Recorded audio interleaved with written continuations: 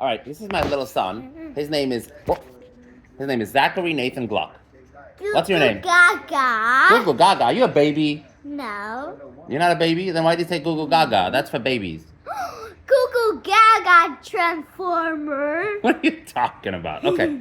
In this video, we're going to talk about the upcoming presidential election coming up in less than 2 weeks.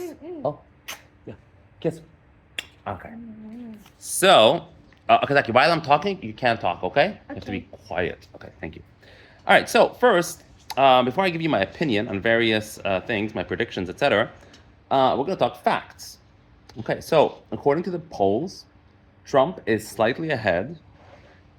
We got, how many days to the election? What, like 10 days? Like, I know it's very, very soon. Ooh, I'm going to actually vote today. That's going to be great. I'm going to go to the library. Anyway, so Trump is slightly ahead according to the polls. But as Nate Silver said yesterday, his gut tells him that Trump is going to win. And he's not really telling people why, but I'm going to tell you why. His gut, quote unquote, is telling him that Trump is going to win. And the reason for that is because Trump has a history of underpolling, quote unquote. And the theory of the shy Trump voter has been articulated quite extensively by those who have researched this, meaning that there are people who don't want to tell pollsters that they're going to vote for Trump. So that's a phenomenon. And so that could be one of the reasons. I subscribe to this theory as well myself. But the bottom line is that it's a fact that Trump underpolls. So if the polls are even, or even if the Democratic side is slightly ahead, that means Trump is most likely going to win. So so Nate Silver is unable to capture that intuitive, non-scientific data because it's not reflected in the polls. And so he's got to tell you, well, statistically it's 50-50. But he'll also tell you, in order to kind of account for the fact that he thinks that Trump is more likely to win, he'll tell the interviewer, yeah, my gut tells me he's going to win. Anyway, in my opinion, Trump's chances of winning are more like 70 plus. By the way, the official betting markets are giving him something like, as of today, it kind of fluctuates. But as of today, it's more like 60. It's 60-40. So the official betting markets. So smart, Mr. J. Oh, thank you. You're welcome. Okay. Please don't interrupt. I'm doing a monologue. Okay, so yeah. All right. So the official betting markets are 60-40. But again, I think a lot of people, most of the people in the markets, are kind of pulling the numbers in favor of Harris to some extent because they are just going by the official data. But again, the people who are crunching these numbers and giving us these numbers, they're not telling me why. They have not giving me any good explanation as to why they are more correct. Why are they going to be more accurate this time around than they were in 2016 and 2020? In both of those elections, they got it wrong. They were off by at least 3 to 5%. And that's significant because all the swing states are less than 2 to 3% different between Harris and Trump.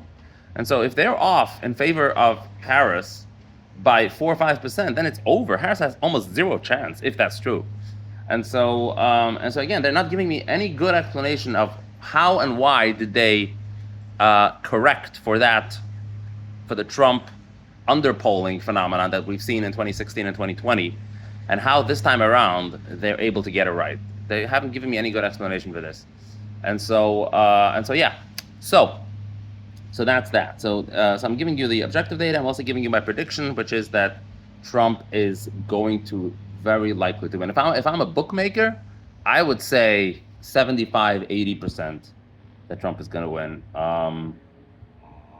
So that's how I see it. Okay, now let's talk about how the country would fare one way or another if Trump versus Harris would win. Now, I am probably the only person who thinks, even though I'm a conservative and I will be voting for Trump, I'm probably one of the few people who think that it's not going to be a catastrophe if Harris wins. And here's why. Because, let's back up for a bit here. You see, Biden was actually a centrist. All his career, he was not a radical Democrat, a progressive, any of that stuff. He was a pretty sensible, central, center-leaning Democrat, right? Nothing radical in his agenda, and yet, when he assumed office in 2020, he governed from a radical position. I mean, if you look at what he did with immigration, there was nothing reasonable and sensible and allowing millions of illegal immigrants in against the law, by the way. This was illegal. Like, he didn't have to. Anyway, and the other things that he did in terms of, DEI type of stuff, right? Even the fact that he said at the outset, when he was first looking for a veep, he said, yeah, he was gonna pick a woman, and preferably a black woman, something like that, right? I'm not sure if he said black, but he said, I'm definitely looking for a woman. So he foreclosed any possibility that there was going to be a man as his vice president. That's not something, that's radical, right? I mean, call it affirmative action, call it DEI, whatever you want to call it, but there's nothing sensible about that. Okay, you're supposed to pick the most qualified person, given your values and given the agenda of your party. That's it. So anyway, so the irony here is, what I'm trying to say here is that even though Biden was historically a sensible, mainstream type of Democrat, he governed quite radically. And I think the reverse is going to happen with Harris. And precisely because she has the bona fides of a progressive, as per the way she ran in 2019-20, therefore, precisely because of that, she will actually be more moderate in her governance, especially considering that she's going to seek a second term. So there's no way she has any chance of getting a second term if her administration is anything even close to being progressive, being seen as progressive. And she knows this. She's not the brightest bulb in the chandelier, as we well know, but she does know this much, that if she has a progressive agenda during her administration, if she wins, then she has no chance for a second term. And so, and of course, everyone wants a second term, because that really solidifies your legacy and your the imprimatur of a successful president. So so ironically, I'm not that worried about a Harris presidency, because I don't think she's going to do anything crazy. We know almost certain, right? Not almost. I mean, it's pretty much obvious that she's not going to continue the open border policy of Biden, because that has already been reversed, even by the Biden administration. They already realized that the voters are not with him on that, and it was a mistake. Of course, they don't want to admit it, but that's what it is. And so we know which is, by the way, this was the single worst policy of the Biden administration was the open border. And so we know she's not going to do that, and I just don't think she's going to do a lot of other stuff either. So of course I don't want to see her as president, and I'll do anything to. I don't have a lot of quivers in my arrows in my quiver, but I'll do anything to to elect Trump versus Harris. But at the same time, I don't think it's going to be a catastrophe. Okay. So what else did I want to say? Yeah. Now let's talk about how I envision a Trump presidency. So first of all, there's several things that I like about him. Number one is that obviously reversal of the immigration debacle. And by the way, the problem with immigration, with illegal immigration, is not just that it's lawless and it promotes lawlessness, which is in itself a value, okay, of just being a law-abiding society. But the other problem is that it just takes away jobs from American citizens. It's that simple.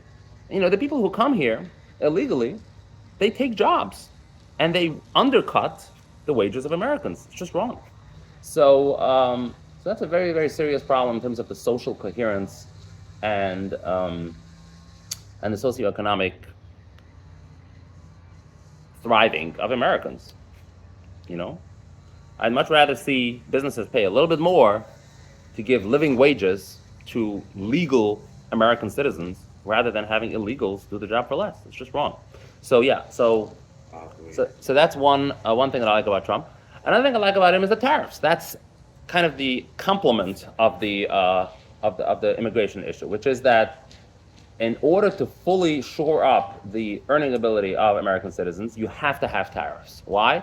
Because if you don't have tariffs, then essentially China is competing against us. And in China, there is no protections for workers. They're able to underpay them, pay them bupkis, because there's no protections, right? There's no workers' comp. There's no nothing there, right? And so if they're competing in a globalized economy as we have today, if they're able to import without any penalty, quote unquote, right, without any tariff, then they are essentially directly attacking the American worker. The American worker in a factory, I'm talking about, the kind of industrial sectors that are manufacturing sectors that can be exported, that can be done in China versus in America. Those industries are affected. They're just, because America cannot compete given that it has a higher cost of paying workers. Okay, so again, a tariff protects the American worker. That's another way of protecting the American worker and their ability to earn a livelihood. So I'm very much supportive of that. I'm very much against the anti-racism and DEI that has proliferated in the progressive wing of the Democratic Party lately. I think it's a scourge on society, and it needs to go, and it will go under Trump. So that's another great thing.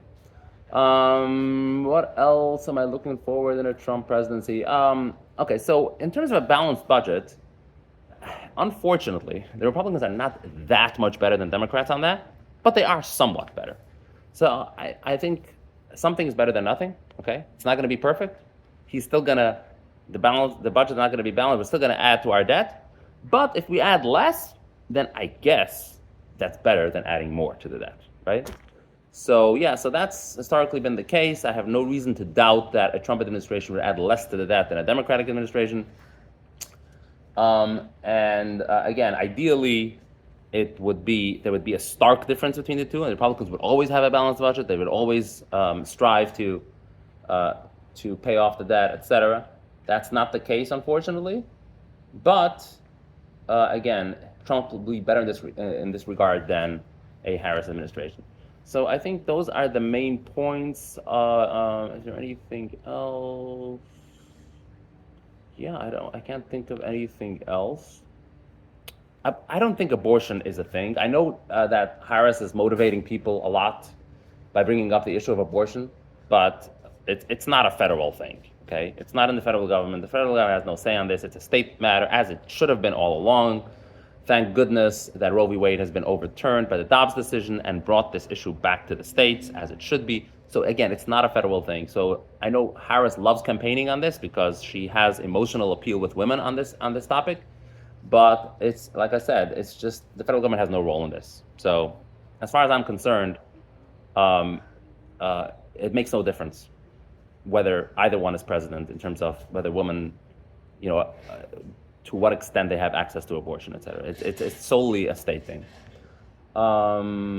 Which brings me to another point, a very interesting point to make, which is that a lot of the Harris appeal versus Biden, remember they switched her out in the last minute? A lot of that is with women.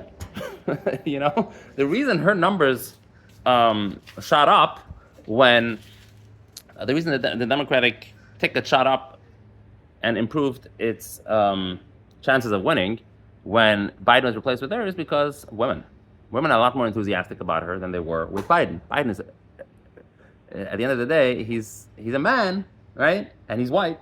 So what's the point of voting for another white man? That's how Democrats think, right?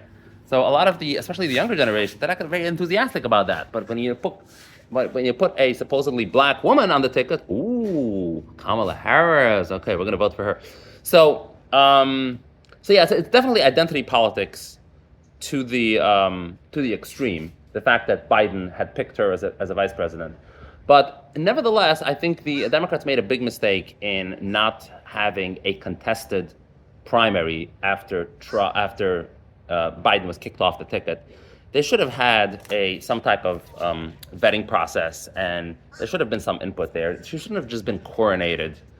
And I think it's going to come back to haunt them because after she wins, as she likely will, they're going to be asking themselves, did we do the right thing? And they're probably going to answer themselves, no, we didn't, because it just wasn't right to nominate her. She's a very weak candidate in terms of her person. Like, she's just not Kamala She- Harris is gonna be president. she doesn't have anything in her. She's essentially a figurehead, and if she wins, then it will be really the people in her administration calling the shots, not her. Anyway, so that's all for today. Thank you very much for watching, and enjoy the weekend.